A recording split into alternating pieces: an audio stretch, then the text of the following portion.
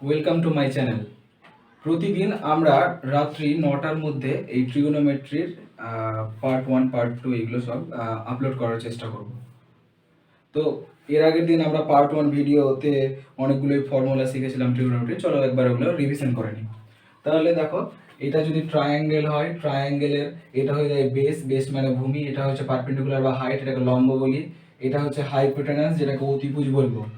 আচ্ছা, এটা যদি থিটা কোণ হয় তাহলে আমরা সাইন থিটা সমান সমান পাবো perpendicular by height, cos theta সমান সমান পাবো base by height, tan theta সমান সমান পাবো পারপেন্ডিকুলার বাই বেস মানে হচ্ছে লম্ব বাই ভূমি। তাহলে আমরা বলেছিলাম যে দেখো সাইন থিটার সরি এখানে একটা হ্যাঁ ঠিক আছে, সাইন থিটার অনন্যক বা সাইন থিটার রেসিপ্রোকাল বলতে পারি sine theta is equal to 1 by cosec theta, cos theta is equal to বলতে পারি। সেই জন্য দেখো কি করেছি, sine theta is equal to 1 by cosec theta, তার মানে দেখো cosec থিটা হয়ে গেছে উল্টোটা, এই যে p বাই h ছিল সেটা হয়ে গেছে h by p। sec theta সমান সমান আমরা পাবো দেখো cos এর মানে cos theta is equal to কত 1 বাই sin থিটা, তাহলে sec theta is equal to কি পেয়ে গেছি, এটার উল্টো দেখো, এটা ছিল b বাই h, এটা হয়ে গেছে h by b। cot theta সমান সমান হয়ে যাচ্ছে, আমরা দেখো tan থিটা মানে কি পেয়েছি পারপেন্ডিকুলার বাই বেস, কটটা হচ্ছে ট্যান এর উল্টো, তাহলে এটা উল্টে গেছে দেখো বি বাই পি হয়ে গেছে। তো বেসিক্যালি আমাদেরকে এই তিনটে মনে রাখতে হবে, এই তিনটে যদি মনে থাকে আর প্রত্যেকে একে অপরের অল্টারনেট। আর তিনটে এক্সট্রা সূত্র পেয়েছিলাম কি কি, সেটা হচ্ছে দুটো পেয়েছিলাম, tan theta is equal to sine theta by cos theta, আর cot theta is equal to cos theta by sine theta. আচ্ছা ঠিক আছে, আগের থিওরেমের উপর আগে যে সমস্ত থিওরিগুলো করালাম তার উপর ভিত্তি করে এক্সামের পার্সপেক্টিভে যে সমস্ত প্রবলেম ইম্পর্টেন্ট সেই প্রবলেমগুলো এবার আমরা দেখে নেব। তো দেখো এখানে কি বলেছে, ফার্স্ট প্রবলেম বলছে যে from the figure find the value of sine theta cos theta tan theta cot theta sec theta cosec theta, মানে এই সব এগুলোর ভ্যালু চেয়েছে। তো কোন ফিগার থেকে, এখানে দেখো ফিগার দেওয়া আছে, ফিগারে দেখো একটা দেওয়া নেই। প্রবলেমে তোমাদের যখন আসবে পরীক্ষায় দেখবে যে এইগুলোর মধ্যে যে কোনো দুটো দেওয়া থাকবে, একটা দেওয়া থাকবে না, আমাদেরকে একটা বের করে নিতে হবে। কিসের মাধ্যমে, এই যে পিথাগোরাস থিওরেমের মাধ্যমে। তো দেখো এখানে হাইপোটেনাস বা অতিভুজ যেটা আছে সেটা দেওয়া আছে 15 আর বেসটা দেওয়া আছে 12, তাহলে আমাকে পারপেন্ডিকুলারটা বের করতে হবে। ঠিক আছে, তাহলে ভ্যালুগুলো বসিয়ে পারপেন্ডিকুলারটা আগে বের করে নিচ্ছি। তো দেখো এইচ এর স্কোয়ার মানে 15 এর স্কোয়ার, আর পারপেন্ডিকুলার স্কোয়ারটা থেকে গেল, বেসের স্কোয়ার মানে তো এটা কত হবে 12 এর স্কোয়ার। তাহলে আমরা জানি 15 এর স্কোয়ার কত কত হয় 225, আর এই 12 এর স্কোয়ারটা এইদিকে চলে আসবে, 12 এর স্কোয়ার কত হয় 144, তাহলে this is equal two P square. 225 থেকে আমরা যদি 144 বাদ দিই তাহলে কত থাকবে, এটা দেখো এটা 1 আর এটা হচ্ছে 81, তাহলে P square is equal two 81, তার মানে পি ইজ ইকুয়াল টু আমরা কত পেয়ে যাচ্ছি, পি ইজ ইকুয়াল টু পেয়ে যাচ্ছি দেখো 9, মানে অ্যাকচুয়ালি এটাকে এরকম করতে পারো স্কোয়ার রুট অফ 81 মানে 9। তাহলে পিটা কত পেয়ে গেলাম, পারপেন্ডিকুলার পেয়ে গেলাম, পারপেন্ডিকুলার কত পেয়ে গেলাম 9 পেয়ে গেলাম। ঠিক আছে, আচ্ছা এটা যদি না বের করতাম তাহলে কিন্তু আমরা সাইন থিটার ভ্যালু যেমন দেখে নাও, সাইন থিটা মানে কি, সাইন থিটা মানে আমরা জানি না যে perpendicular by hypotenuse P by H. তাহলে দেখো পি যদি না বের করতাম তাহলে কি করে মানটা বের করতে পারতাম, তাহলে পি এর মান কত পেয়েছি আমরা, দেখো পি এর মান কত পেয়েছি, পি এর মান পেয়েছি 9 আর হাইপোটেনাসটা কত আছে 15, তাহলে এটা যদি 3 দিয়ে কাটাকাটি করি তাহলে এটা কত হয়ে যায় 3/5। আচ্ছা cos থিটা মানে কি জানতাম, cos থিটা মানে বেস বাই হাইপোটেনাস, আমি সব থিওরেম করিয়ে দিয়েছি তোমাদের, যারা যারা ভিডিও দেখোনি পার্ট 1 ভিডিও অবশ্যই দেখে নেবে। আচ্ছা দেখো বেস কত আছে, বেস দেখো 12 আর হাইপোটেনাস 15, 3 দিয়ে কাটবো 4/5।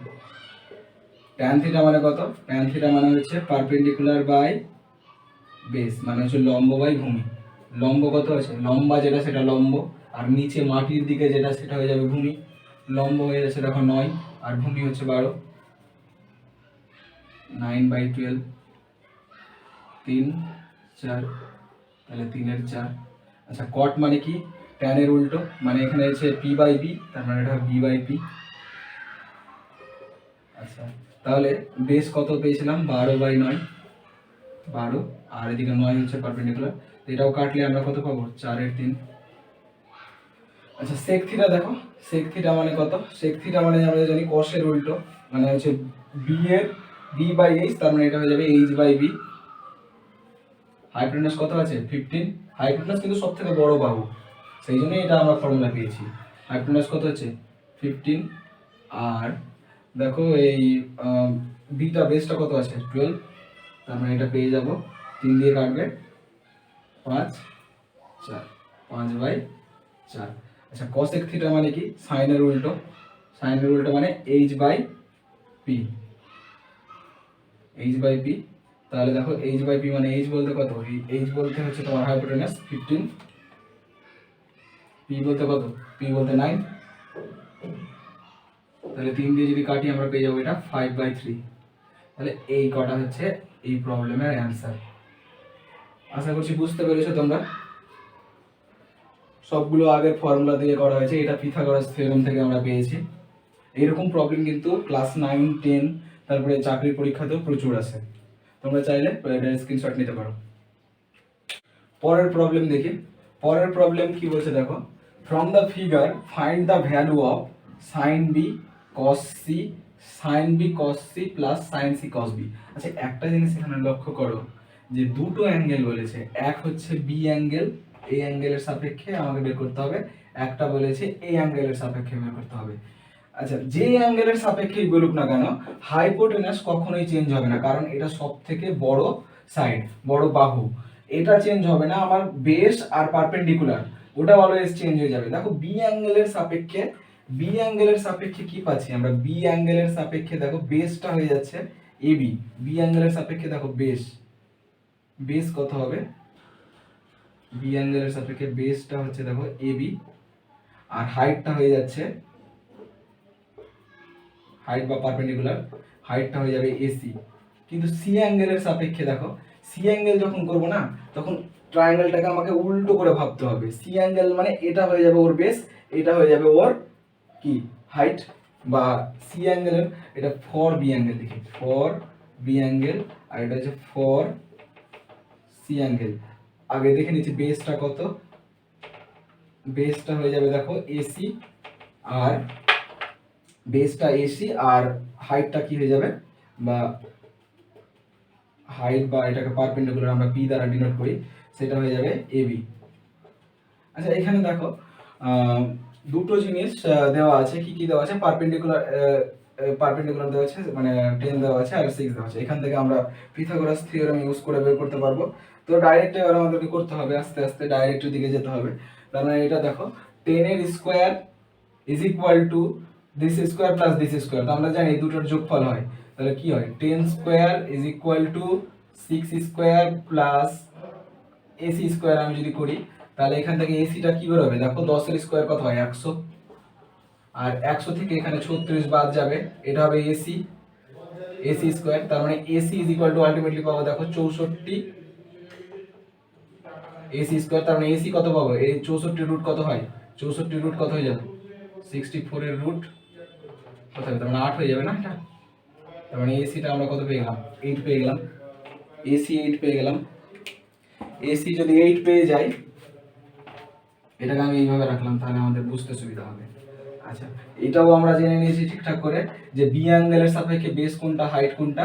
পারপেন্ডিকুলার হাইপোটেনাসটা সবার জন্য সেম থাকবে, এটা হাইপোটেনাস, এটা হাইপো, এটা হয়ে যাচ্ছে কি? এটা পারপেন্ডিকুলার, আর পারপেন্ডিকুলার বলা ভুল, এটা অ্যাঙ্গেলের সাপেক্ষে আমাদের ভ্যারি করবে। আচ্ছা ঠিক আছে, দেখো এবার ফার্স্ট কি চেয়েছে? সাইন বি, এক নম্বর হচ্ছে সাইন বি। সাইন বি করব, দেখো সাইন বি, বি অ্যাঙ্গেলের সাপেক্ষে আমরা সাইন বি মানে কি জানি? আমরা জানি যে পারপেন্ডিকুলার বাই হাইপোটেনাস। তো বি অ্যাঙ্গেলের সাপেক্ষে পারপেন্ডিকুলার কটা মানে হাইটটা হচ্ছে এসি, এসি বলতে এখানে কত দেখো 8 দেওয়া আছে, এটা 8 বেরিয়ে গেছে না, তাহলে 8 লিখে দিই এখানে।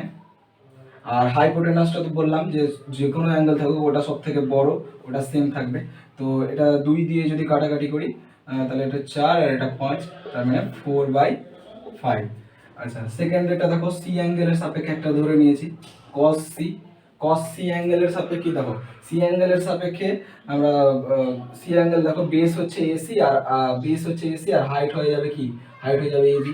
তো সি অ্যাঙ্গেলের সাপেক্ষে দেখো বেস এসি, এসি কত আছে? বেসটা 8, আর এবিটা কত হবে, এবি হাইটটা কত হবে 6, আর এখানেও আমি হাইটটা পেয়ে গেছি, তাহলে বেসটা এখানে কত ছিল, বেসটা কত ছিল এখানে 6 ছিল অবশ্যই।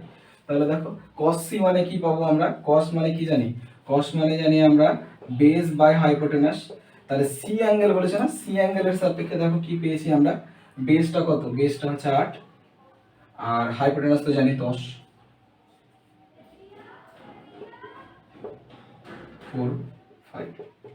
4/5 একটু কমপ্লিকেটেড আছে, অতটাও না, মানে অ্যাঙ্গেলটাকে ওই হিসাবে তোমাকে ইমাজিন করতে হবে। যদি সি অ্যাঙ্গেল ভাবে তাহলে ভেবে নিতে হবে আমার এটা হচ্ছে বেস, এটা হচ্ছে হাইট। যদি বি অ্যাঙ্গেল বলে তাহলে এটা হয়ে যাবে বেস, এটা হয়ে যাবে হাইট। একটু বারবার এটাকে একটু রিভিশন দিলে আমাদের জিনিসটা ক্লিয়ার হয়ে যাবে। আচ্ছা লাস্ট 3 নম্বর এটা সলভ করছি। Sine B cos C sine C cos B. আচ্ছা সাইন বি এর মান তো পেয়েছি 4/5 আর কস সিও পেয়েছি 4/5। আচ্ছা এখান থেকে সাইন সি বের করতে হবে। আচ্ছা দেখো সি অ্যাঙ্গেলের সাপেক্ষে সাইন সি কত হয়, সি অ্যাঙ্গেলের সাপেক্ষে সাইন সি কত হয় দেখে নিই। আচ্ছা সি অ্যাঙ্গেলের সাপেক্ষে সাইন মানে কি হয়, সাইন মানে আমরা জানি যে পি বাই এইচ, এটা সি অ্যাঙ্গেলের সাপেক্ষে পি/এইচ কত হয়, পি/এইচ কত হয়, পি বলতে পারপেন্ডিকুলার হচ্ছে 6 আর আর এইচ বলতে তো আমার কোনো চেঞ্জই নেই, ওটা 10। আচ্ছা ডট বি অ্যাঙ্গেলের সাপেক্ষে আমরা cos বি বলতে আমরা কি জানি, মানে cos বলতে আমরা জানি কি b/h। আচ্ছা b/h বলতে আমরা b বলতে কত পাবো, দেখো বি অ্যাঙ্গেলের সাপেক্ষে হচ্ছে বেসটা হয়ে দেখো 6 আর এটা তো কোনো চেঞ্জ নেই, হ্যাঁ এটা আমি বোঝার জন্য করেছিলাম। আচ্ছা এটাও কাটছে, এটা 3 5 আচ্ছা দেখো এটা কত আসছে, এটা হচ্ছে 4 4 যা 16/25, এটা হয়ে যাচ্ছে 3 3 9 আর এটা 25। তাহলে দেখো 16 প্লাস মানে এর এলসিএম যদি নিই 25 পাবো, তো 16 প্লাস 9 মানে 25/25। তাহলে এটা কেটে গেল, এটা হয়ে গেল 1, এটাই হবে অ্যান্সার। এটা আমাদের ট্রিগোনোমেট্রির পার্ট 2 ভিডিও ছিল। ঠিক রাত্রি 9টার মধ্যে আমরা আপলোড করার চেষ্টা করব। আর পরদিন আরও কিছু কিছু ইম্পর্টেন্ট প্রবলেম করব, যে প্রবলেমগুলোতে আমরা অ্যাকিউট অ্যাঙ্গেলটাকে একটু জানতে হবে ভালো মতো করে। তো অ্যাকিউট অ্যাঙ্গেল কি, তারপরে স্ট্রেট অ্যাঙ্গেল কি, রাইট অ্যাঙ্গেল কি, অবটিউস অ্যাঙ্গেল কি, এই সবকে একটু ডিটেলসে জানবো। যদি এগুলো আমি জিওমেট্রিতে করাবো, হ্যাঁ তবুও এই ট্রিগোনোমেট্রির পার্সপেক্টিভে যতটুকু ইম্পর্টেন্ট সেগুলো করাবো। So thank you so much. Like, share and subscribe our channel.